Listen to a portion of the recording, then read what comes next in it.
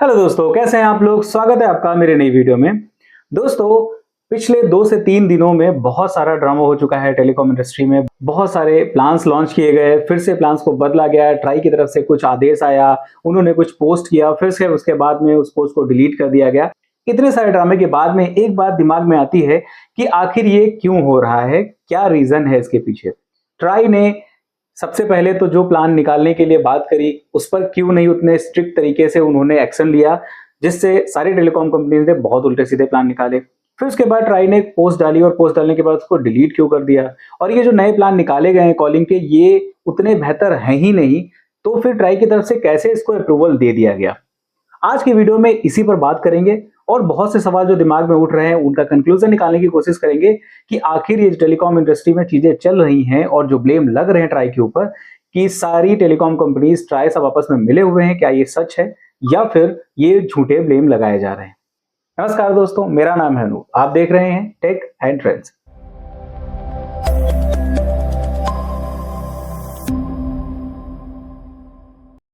तो दोस्तों, आपको पता है कि दिसंबर 23 में एक पोस्ट रिलीज हुआ था ट्राई की तरफ से, जिसमें ट्राई ने सारी टेलीकॉम कंपनीज के लिए कुछ दिशा निर्देश दिए थे। जिसमें सबसे पहला तो ये था कि उनको वैलिडिटी से रिलेटेड कुछ एक्शन लेना था। यानी सारी टेलीकॉम कंपनीज को बोला गया कि आप एटलीस्ट वैलिडिटी से लेकर के आप कोई ना कोई एक ऑप्शन ऐसा दीजिए कि जिससे सारे के सारे यूजर्स को ये पता रहे कि उनका सिम अगर वो रिचार्ज नहीं कर रहे हैं तो कितने दिनों तक वैलिड रहेगा, कितने दिनों तक एक्टिव रहेगा। वो जो पोस्ट थी वो हमें लगा कि हमारे फायदे का सौदा है, हमारे लिए फायदेमंद रहेगी वो चीज, लेकिन कहीं ना कहीं वो हमारे लिए फायदेमंद नहीं रही।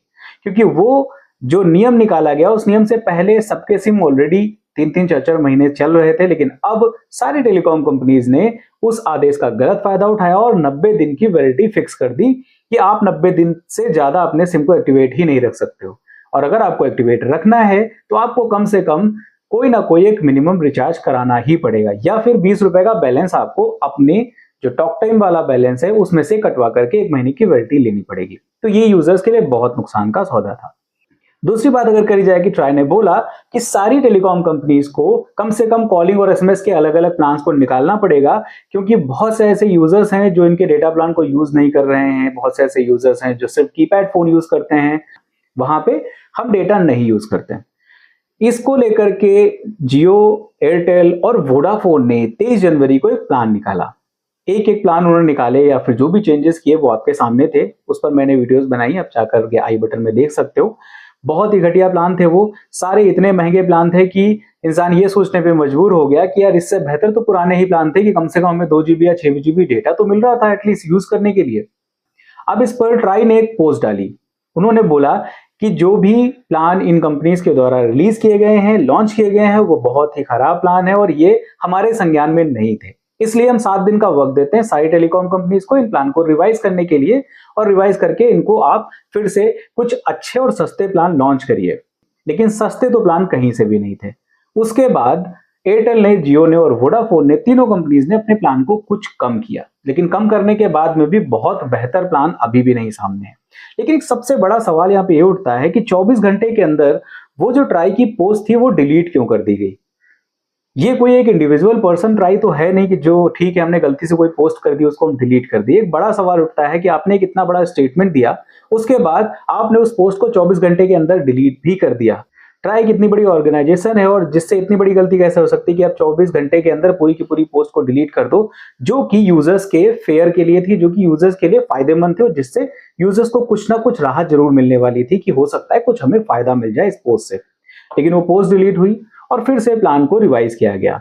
क्या एयरटेल की बात करें, क्या जियो की बात करें, क्या वोडाफोन की बात करें, सबने फिर से वही फालतू से प्लान निकाल दिए। 10, 20, 30 रुपए कम करके सेम प्लान उन्होंने लॉन्च कर दिए, जिसमें कोई भी फायदा नहीं होने वाला है। मतलब आपको अगर 3 महीने का प्लान लेना है, चाहे आप एयरटेल या जियो या फिर वोडाफोन, या फिर हम करें बात बीएसएनएल की, तो आपको कम से कम 439 रुपए तो देना ही पड़ेगा। बीएसएनएल का सबसे सस्ता प्लान है 3 महीने का ओनली कॉलिंग, वो 439 रुपए का है।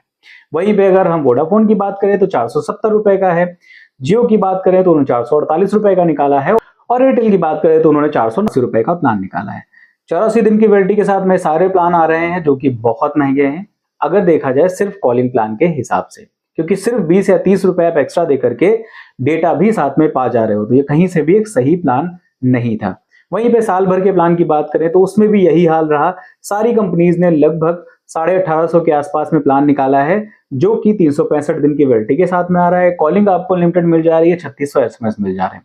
तो कुल मिलाकर के देखा जाए तो बहुत ज्यादा अंतर है ही नहीं डेटा वाले प्लान और बिना डेटा वाले प्लान में।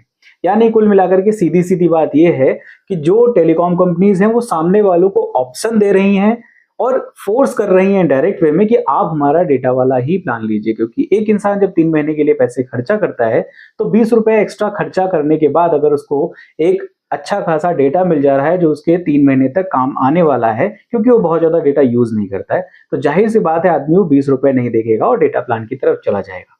टेलीकॉम कंपनीज चाहती ही नहीं है कि हम लोग सिर्फ कॉलिंग प्लान यूज करें, उनको ज्यादा फायदा उसी में है। और ट्राई की तरफ से भी कुछ बहुत बड़ा एक्शन इस पे लिया नहीं गया है। तो अब इतने सारे कमेंट और इतने सारे पोस्ट एक्स पे आप देखोगे तो उसमें बहुत ज्यादातर लोगों ने यही बोला है कि ट्राई भी मिला हुआ है इन लोगों से। ट्राई की तरफ से सिर्फ और सिर्फ ये जो पोस्ट निकाली जा रही हैं ये सिर्फ और सिर्फ यूजर्स के नुकसान के लिए निकाली जा रही हैं।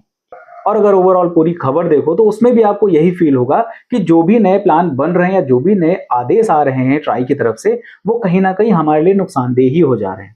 यही एक बात है कि जो सबके दिमाग में आ रही है कि ये चीज नहीं होनी चाहिए, इस पे कुछ ना कुछ एक्शन होना चाहिए। पता नहीं कब एक्शन होगा, पता नहीं ट्राई इस पे कुछ काम करेगा भी कि नहीं, और ये जो प्लान है, ये जो इतने महंगे महंगे से हमारे लोगों के लिए निकाले गए, ये कभी सस्ते होंगे भी या नहीं।